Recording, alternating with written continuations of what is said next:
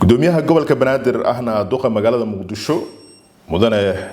Yuusuf Xuseen Jimcaale Madaale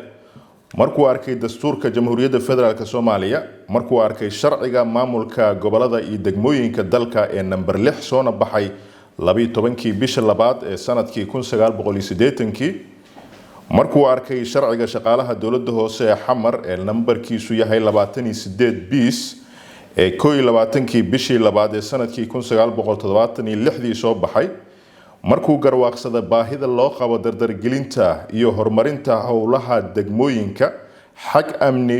bilic iyo deegaanba waxa uu soo saaray wareegtadan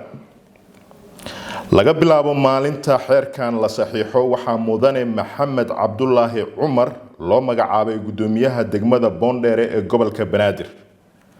waxa xilkii gudoomiyaha degmada Boondheere laga qaaday Marwo Seynab Yuusuf Wehliye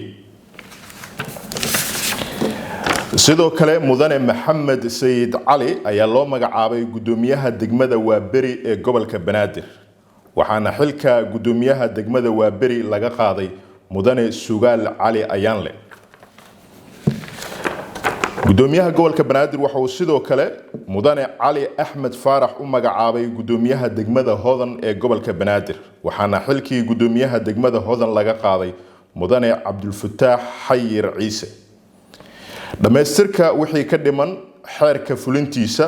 waxa uu xil saaran waaxda shaqada iyo shaqaalaha maamulka gobolka Banaadir iyo dawladda hoose Xamar iyo waaxda xiriirka degmooyinka gobolka Banaadir